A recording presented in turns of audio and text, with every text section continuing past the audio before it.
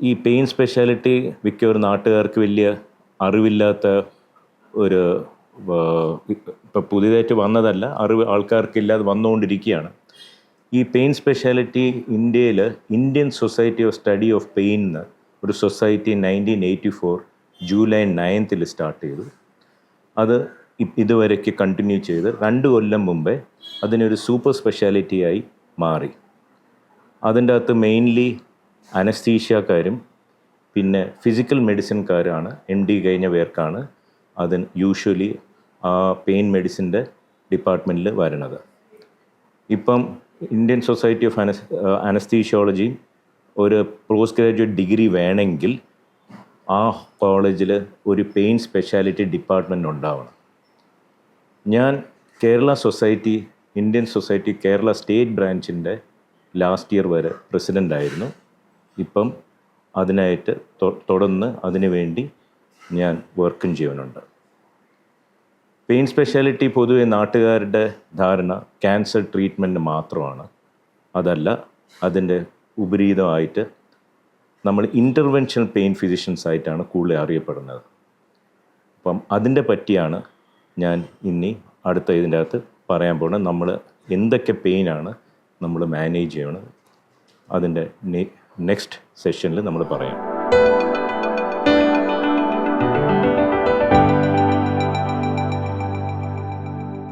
Pain 2 രീതിയിലുള്ള പെയിനുണ്ട്. Cancer pain, non cancer pain. മിക്കവരും അറിയപ്പെടുന്നത് ക്യാൻസർ പെയിൻ്റെ ട്രീറ്റ്മെൻറ്റാണ്. അതും നമ്മൾ അതിൻ്റെ ചികിത്സ ചെയ്യാറുണ്ട്. പക്ഷെ നോൺ ക്യാൻസർ പെയിൻ മിക്ക ആൾക്കാർക്ക് അതിൻ്റെ പറ്റി അറിവില്ല. ഇപ്പോൾ ഒരു പേഷ്യൻ്റ് ഒരു വാദമായിട്ട് മുട്ടുവേദനയായിട്ട് വരണം. അവർക്ക് നമ്മുടെ വിചാരം അത് മുട്ട് മാറ്റി വച്ചാലേ അതിന് ഉള്ള ചികിത്സയുള്ളൂ, അല്ലെങ്കിൽ മുട്ടിന് വേണ്ടി വേദനയുടെ ഉള്ള ചികിത്സയുടെ ഗുളികകൾ കഴിക്കുക. നമുക്ക് എല്ലാവർക്കും അറിയേണ്ട ഒരു കാര്യമാണ്, വേദനയുടെ ഗുളികകൾ കഴിച്ചാൽ അതിൻ്റെതായുള്ള ദൂഷ്യങ്ങളുണ്ട്. കുറേ അതിൻ്റെ മരുന്ന് കഴിച്ചാൽ കിഡ്നീനെ ബാധിക്കാം, അല്ലാതെ ലിവറിനെയും ബാധിക്കാം. പക്ഷേ ഇൻ്റർവെൻഷണൽ പെയിൻ ഫിസിഷ്യൻ നമ്മുടെ ജോലി എന്ന് പറഞ്ഞാൽ ഓപ്പറേഷൻ ചെയ്യാൻ താല്പര്യമില്ല, അങ്ങനെ ആണെങ്കിൽ അതിന് ഇഞ്ചെക്ഷൻസ് അവൈലബിൾ ആണ്. അപ്പോൾ ഇതുപോലെ തന്നെയാണ് നമ്മൾ ഹെഡ് ടു ടോ വരെ പെയിൻ നമ്മൾ മാനേജ് ചെയ്യും. എൻ്റെ അടുത്ത് വരണത് കോമൺ ആയിട്ട് വരുന്ന patients headache, shoulder pain, neck pain, elbow pain, hip pain, നടുവേദന ആയിട്ട് വരും. മുട്ടുവേദനയാണ് ഏറ്റവും കൂടുതൽ, ആങ്കിൾ പെയിൻ. അപ്പം നമ്മൾ ആസ് എ പെയിൻ ഫിസിഷ്യൻ നമ്മുടെ ജോലിയാണ് എവിടെ നിന്നാണ് ഈ പെയിൻ വരണത്. ഇപ്പോൾ ഒരു നടുവേദന വന്നാൽ എല്ലാം നട്ടലിൻ്റെ വേദന ആവണമെന്ന് നിർബന്ധമില്ല. ഇപ്പം ഞാൻ ഒരു 50 വയസ്സ് കഴിഞ്ഞ ആളാണ്. എൻ്റെ ഇപ്പോൾ ഒരു നടുവേദന വന്നു, എനിക്ക് MRI എടുത്താൽ ഉറപ്പായിട്ടും ഒരു 40 വയസ്സ് കഴിഞ്ഞ ആളിന് MRIയിൽ ഡിസ്കോ അല്ലെങ്കിൽ തേയ്മാനം കാണും. പക്ഷെ അതാണോ പുള്ളിക്ക് വേദന ഉണ്ടാക്കുന്നത്, അതാണ് അറിയേണ്ടത് നമ്മുടെ ജോലി. അപ്പോൾ ആ പേഷ്യന് ചിലപ്പോൾ ആ ഡിസ്ക് ആയിരിക്കില്ല വേദന ഉണ്ടാക്കുന്നത്, അല്ലാതെ അതിൻ്റെ സൈഡിലുള്ള വേറെ തേയ്മാനം ജോയിൻറ്റിലുള്ള വേദന ആയിരിക്കും. അപ്പം നമ്മൾ MRIനല്ല ട്രീറ്റ് ചെയ്യേണ്ടത്, നമ്മൾ ട്രീറ്റ് ചെയ്യേണ്ടത് പേഷ്യൻറ്റിനെയാണ്. അതാണ് നമ്മുടെ ജോലി. പേഷ്യൻറ്റിന് എവിടെ നിന്നാണ് വേദന വരണത് അത് കണ്ടുപിടിക്കുക, എന്നിട്ട് ആ വേദന ഉണ്ടാക്കുന്നതിനെ നീക്കം ചെയ്യുക.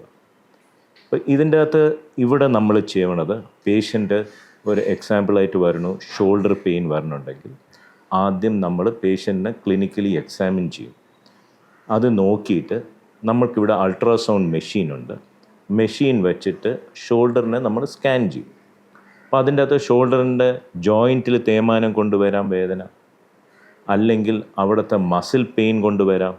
മസിൽ, ഒരു സ്പോർട്സ് പ്ലെയർ ആണെങ്കിൽ അതിന് റൊട്ടേറ്റർ കഫിൽ മസിൽ പൊട്ടിയതിന് ശേഷം വരാം, അല്ലെങ്കിൽ അതിൻ്റെ ഞരമ്പിന് കംപ്രഷൻ വന്നുകൊണ്ട് വരാം. അതിൽ നമ്മൾ ഒരു അത്യാവശ്യം ഒരു 80% കണ്ടീഷൻസ് നമ്മൾക്ക് ഇവിടെ നിന്ന് അൾട്രാസൗണ്ടിൽ തന്നെ നമുക്ക് കണ്ടുപിടിക്കാൻ പറ്റും. അപ്പം ഇതിന് ഓരോ സാധനം, ഇപ്പോൾ ഷോൾഡർ പെയിൻ ഓരോ പെയിൻ ഇഷ്യൂക്ക് ഓരോ ട്രീറ്റ്മെൻറ്റാണ്, ഒന്നിനും ഒറ്റ മൂലി ഇല്ല. ഇപ്പോൾ ഒരു ജോയിൻറ്റ് തേയ്മാനമാണെങ്കിൽ അതിനു വേണ്ടി നമ്മൾ ജോയിൻറ്റിൻ്റെ അല്ലാതെ ജോയിൻറ്റിൻ്റെ നെർവ്സിനെ നമ്മൾ മരവിപ്പിക്കുക, അല്ലെങ്കിൽ ലേസർ ഇട്ട് നമുക്ക് നീക്കം ചെയ്യുന്ന ഇഞ്ചെക്ഷൻസ് അവൈലബിൾ ആണ്. പക്ഷേ അത് എല്ലാത്തിനും പറ്റുമോ? ഇല്ല. ചിലപ്പം ഡയബറ്റിക് പേഷ്യൻസിന് ഫ്രോസൺ ഷോൾഡർ എന്നുള്ള അസുഖം വരും. അതിന് ഈ ട്രീറ്റ്മെൻ്റ് അല്ല, നമ്മൾ ജോയിൻറ്റിൻ്റെ അകത്ത് ഒരു ക്യാപ്സ്യൂൾ തിക്കൻഡ് ആകുമ്പം അതിനെ റിലീസ് ചെയ്യുകയാണ്. ഇതുപോലെ തന്നെയാണ് ഇപ്പോൾ റൊട്ടേറ്റർ കഫ്. ചിലപ്പോൾ നല്ല ബാഡ്മിൻ്റൺ പ്ലെയറോ ക്രിക്കറ്റ് കളിക്കുന്ന ആൾക്കാർക്ക് നമ്മൾ കാണാറുണ്ട് ഷോൾഡർ പെയിനായിട്ട് വരണം. അത് ചിലപ്പം ഒരു മസിൽ ടയർ ചെയ്തതായിരിക്കാം. അപ്പോൾ ഇങ്ങനത്തെ പേർക്ക് നമ്മൾ റീജനറേറ്റീവ് തെറപ്പി എന്ന് പറയും. എന്ന് പറഞ്ഞാൽ നമ്മൾ ആ മസിലിനെ തന്നെത്താനെ ഗ്രോ ചെയ്യുവാൻ നമ്മൾ സഹായിക്കുക. അതിൻ്റെ അകത്ത് നമ്മൾ ചെയ്യണത് PRP എന്ന് പറഞ്ഞ ഇഞ്ചെക്ഷൻസ് ഉണ്ട്. പേഷ്യൻ്റെ ബ്ലഡ് എടുക്കുക, മെഷീനിൽ പ്രോസസ്സ് ചെയ്തിട്ട് അൾട്രാസൗണ്ട് വെച്ചിട്ട് നോക്കിയിട്ട് എവിടെയാണ് ഇടേണ്ടത് അവിടെ ഇടും.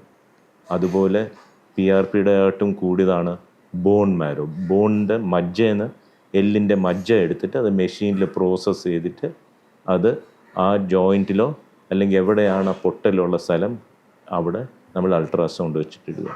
ഇതുപോലെ തന്നെയാണ് ഫാറ്റ് സെൽ. നമ്മുടെ ശരീരത്തിൻ്റെ ഫാറ്റുണ്ട്, ഫാറ്റിൽ നിന്ന് അത് എടുത്തിട്ട് അതിനെ സ്റ്റെം സെല്ലാക്കി അതും ഗ്രോ ചെയ്യാൻ ആ മസിലോ ആ ടിഷ്യൂ ഗ്രോ ചെയ്യാൻ സഹായിക്കും. അപ്പോൾ ആസ് എ പെയിൻ ഫിസിഷ്യൻ നമ്മുടെ പരിമിതികൾ ഭയങ്കര കൂടുതലാണ്. നമുക്ക് ഹെഡ് ഇതിലേക്ക് ട്രൈജമിനൽ ന്യൂറാൾജിയ പേഷ്യൻസ് വരണം. അത് ഭയങ്കര വേദനയായിരിക്കും മുഖത്തിലുള്ളത്. അപ്പോൾ അതിന് നമ്മൾക്ക് ആ നെർവിനെ കണ്ടുപിടിച്ചെടുത്തിട്ട് ആ നെർവിനെ ലേസർ ഇട്ട് നീക്കം ചെയ്യാൻ പറ്റും. ചിലവർക്ക് ഈവൻ വെള്ളം കുടിക്കുമ്പോൾ തന്നെ അത് ഭയങ്കര പെയിൻഫുള്ളാണ്. ഇപ്പോൾ ട്രൈജമിനൽ ന്യൂറാൾജിയ എന്ന് പറഞ്ഞാൽ അത് ഏറ്റവും painful condition. Patients suicidal tendency വരെ ഉള്ള സംഗതികളാണ്. അതുവരെ നമ്മൾക്ക് അത് മാനേജ് ചെയ്യാൻ പറ്റും. അപ്പം ഇങ്ങനെ പരമാവധി കുറേ സംഗതികൾ നമ്മൾക്ക് സർജറി ചെയ്യാതെ നമുക്ക് നീക്കം ചെയ്യാൻ പറ്റുന്ന ഒരു സ്പെഷ്യാലിറ്റിയാണ് പെയിൻ. അപ്പോൾ അതിൻ്റെ അകത്ത് സ്പെഷ്യലൈസ് ചെയ്യുന്ന ഇൻ്റർവെൻഷൻ പെയിൻ ഫിസിഷ്യൻസ് ആണ് നമ്മൾ. അത് നമ്മൾ ഡയഗ്നോസ്റ്റിക് ടൂൾസായിട്ട് അൾട്രാസൗണ്ടും എക്സ്റേയും വെച്ചിട്ടാണ് അത് യൂഷ്വലി ചെയ്യുന്നത്. കുറേ അമ്മമാരുണ്ട് 80 വയസ്സായിട്ട് മുട്ടുവേദനയായിട്ട് വരണം, മുട്ട് മാറ്റി വയ്ക്കാൻ താല്പര്യമില്ല, അല്ലെങ്കിൽ ചിലവർക്ക് മുട്ട് മാറ്റി വയ്ക്കാനുള്ള സാമ്പത്തിക ശേഷിയില്ലാത്ത ആൾക്കാർക്ക് നമ്മൾക്ക് ഭയങ്കര ചെറിയ റേറ്റിൽ നമ്മൾക്ക് കോസ്റ്റിൽ പേഷ്യൻ്റെ മുട്ട് വേദന മാറ്റി കൊടുക്കാൻ പറ്റും. അത് ലേസർ ട്രീറ്റ്മെൻറ്റ് ഇട്ട് അത് നമ്മൾ ചെയ്ത് കൊടുക്കാറുണ്ട്. നമ്മുടെ പരിമിതി കുറേ ഉണ്ട്. ചിലത് സർജറി കൊണ്ടേ ചെയ്യാൻ പറ്റുള്ളത് അത് നമ്മൾ സർജനോ ഓർത്തോപീഡിഷ്യൻ്റെ അടുത്ത് വിടും. നമ്മുടെ ലിമിറ്റേഷൻസ് അറിഞ്ഞിട്ടാണ് ആസ് എ പെയിൻ ഫിസിഷ്യൻസ് നമ്മൾ എല്ലാ പ്രൊസീജിയേഴ്സും ചെയ്യണത്. So from head to toe എന്തൊക്കെ പെയിൻ ഉണ്ട്, ഇത് ഒരു മസിലിൻ്റെ പ്രശ്നമാണോ ജോയിൻ്റെ പ്രശ്നമാണോ, അതെല്ലാം മാനേജ് ചെയ്യാൻ പറ്റും. പിന്നെ ഇതല്ലാതെ ക്യാൻസർ പേഷ്യൻസ്, നമുക്ക് ഏറ്റവും കൂടുതൽ ക്യാൻസറിൻ്റെ പെയിൻ ഉണ്ടാക്കുന്നതാണ് CA പാൻക്രിയാസ് പേഷ്യൻസ്. എനിക്ക് ഇപ്പോഴും ഓർമ്മയുണ്ട്, എൻ്റെ അടുത്ത് ഒരു ആർമിക്കാരൻ കാർഗിൽ യുദ്ധത്തിൽ വാർ വെറ്ററൻ്റായിട്ട് കേണൽ നായർ, അദ്ദേഹത്തിന് വന്നു ക്യാൻസർ പെയിനായിട്ട്. പുള്ളി എൻ്റെ അടുത്ത് വന്നു പറഞ്ഞു, ഡോക്ടറെ എനിക്ക് കാർഗിൽ യുദ്ധത്തിൽ എൻ്റെ കാലിൽ ബുള്ളറ്റ് കൊണ്ടു, അന്ന് അത്ര വേദന എടുത്തില്ല, ഈ വേദന സഹിക്കാൻ പറ്റാത്ത വേദനയാണ്. അത് പുള്ളിക്ക് നമ്മൾക്കറിയാം, വേറെ സർജന്മാർ പറഞ്ഞു പുള്ളിക്ക് കൂടുതൽ ആയുസില്ല. അപ്പോൾ ഉള്ള ആയുസ് ആ പുള്ളിക്ക് വേദന ഇല്ലാതെ ജീവിക്കാൻ നമുക്ക് കൊടുക്കാൻ പറ്റും. അതിന് നമ്മൾക്ക് ചില മരുന്നുകളിൽ കൺട്രോൾ ആവാതെ വരുമ്പം നമുക്ക് കുറേ ഇഞ്ചെക്ഷൻ സീലിയാക് പ്ലക്സസും സ്പ്ലാങ്കിനിക് പ്ലക്സസും ചെയ്ത് പുള്ളി അത് കഴിഞ്ഞിട്ട് 3 മാസമേ ജീവിച്ചോളൂ, പക്ഷേ വേദന ഇല്ലാതെ പുള്ളിക്ക് ജീവിക്കാൻ പറ്റി.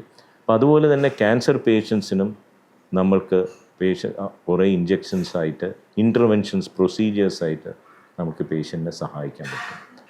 അപ്പം ഉപരി നമുക്ക് പറയാൻ പറ്റണത് പെയിൻ ഫിസിഷ്യൻസിൻ്റെ ജോലി ഒൺലി ക്യാൻസർ പേഷ്യൻസ് മാത്രമല്ല, ഹെഡ് ടു ടോ ഉള്ള ക്യാൻസർ അല്ലാത്ത രോഗങ്ങളുടെ വേദന ഉണ്ടാക്കുന്ന കാര്യങ്ങൾ കണ്ടുപിടിക്കുക, അതിൻ്റെ ട്രീറ്റ്മെൻറ്റ് കൊടുക്കുക, എന്നിട്ട് പെയിൻ റിലീഫ് കൊടുക്കുക. അതാണ് മെയിൻ ജോലി. ഇപ്പം നമ്മളിവിടെ ഓർത്തോപീഡീഷ്യൻസും ഫിസിഷ്യനും ആയിട്ട് ജോയിൻറ്റിലാണ് നമ്മൾ ചെയ്യണത്. ഇപ്പം ഒരു പറഞ്ഞ പോലെ ഒരു ഇടുപ്പ് വേദനയാണ്, ഹിപ്പ് ആർത്രൈറ്റിസ് ആണ്. പേഷ്യൻറ്റിന് ഈയിടയ്ക്ക് വന്നിരുന്നു, പേഷ്യൻറ്റ് പേസ് മേക്കറുണ്ട്, അതുകൊണ്ട് പേഷ്യൻറ്റ് സർജറി ചെയ്യാൻ പറ്റില്ല. അങ്ങനെ ചെയ്തപ്പം ആ പേഷ്യൻറ്റ് നമുക്ക് ലേസർ ട്രീറ്റ്മെൻറ്റ് കൊടുത്ത് നമുക്ക് ചെയ്യാൻ പറ്റും. ഇപ്പോൾ പേഷ്യൻ്റ് ബേസിക്കലി ഒരു വേദനയായിട്ട് വരുമ്പം ആൾക്കാരുടെ ലൈഫ് സ്റ്റൈൽ സിസ്റ്റം കംപ്ലീറ്റ് തകരാറാണ്. ആ വേദന കൊണ്ട് ഒരാൾക്കും അവരുടെ ഡെയിലി റൊട്ടീൻ ചെയ്യാൻ പറ്റത്തില്ല. അത് നീക്കം ചെയ്യാൻ പറ്റുമെങ്കിൽ അത് തന്നെ ഒരു പുണ്യ കാര്യമാണ്. അപ്പോൾ അതാണ് നമ്മൾ ആസ് എ പെയിൻ ഫിഷൻ നമുക്ക് ചെയ്യാൻ പറ്റുന്നത്. പെയിൻ മാറ്റിക്കൊടുക്കുക, അവരുടെ ലൈഫ് സ്റ്റൈൽ ഇമ്പ്രൂവ് ചെയ്യുക. Same for the sports medicine. നമ്മൾക്കറിയാം സ്പോർട്സ് താരന്മാർക്ക് അവരവരുടെ ഫീൽഡാണ് അന്നത്തെ അവരുടെ ജീവിതവും അവരുടെ ഫ്യൂച്ചർ ഉണ്ടാക്കുന്നതും. എൻ്റെ അടുത്ത് ചിലപ്പോൾ പേഷ്യൻസ് വരാറുണ്ട്, നാളെ എനിക്കൊരു ഫുട്ബോൾ കളിയുണ്ട്, പക്ഷെ നാളത്തെ കളി ഇമ്പോർട്ടൻ്റ് ആണ്, പോലീസിൽ കിട്ടാനാണ്. അങ്ങനത്തെ സിറ്റുവേഷന് നമ്മൾക്ക് താൽക്കാലികമായിട്ട് ആ ഒരു പീരീഡിന് വേണ്ടിയും നമ്മൾ പെയിൻ റിലീഫ് കൊടുക്കാറുണ്ട്, ഇൻ്റർവെൻഷൻസ് ചെയ്തിട്ട്. അപ്പോൾ അതിൻ്റെ കോംപ്ലിക്കേഷൻസൊക്കെ എക്സ്പ്ലെയിൻ ചെയ്തിട്ടാണ് കൊടുക്കുന്നത്.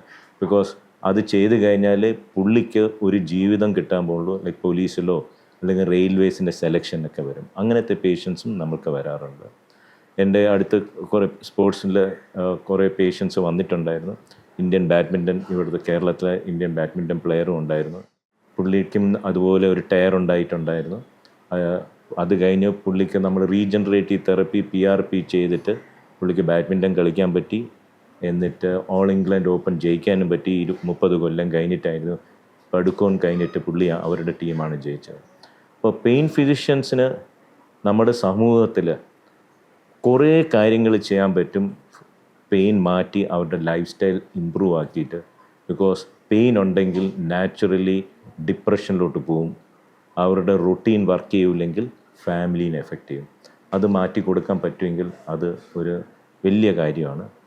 നമ്മൾ മാക്സിമം ആയിട്ട് ഇവിടെ ഇരിക്കുന്ന ഇൻ്റർവെൻഷൻസും ചെയ്ത് ഈവൻ ഗുളികൾ കൊടുത്തിട്ടാണെങ്കിലും നമ്മൾ പെയിൻ ഒക്കണത്ര മാറ്റാൻ നോക്കുന്നുണ്ട്. Not only cancer patient, non cancer patients, acute pain എന്ന് വെച്ചാൽ പേഷ്യൻ്റ് ഓപ്പറേഷൻ കഴിഞ്ഞിട്ടും വേദനയുണ്ട്, അതും നമ്മൾ മാനേജ് ചെയ്ത് കൊടുക്കാറുണ്ട്.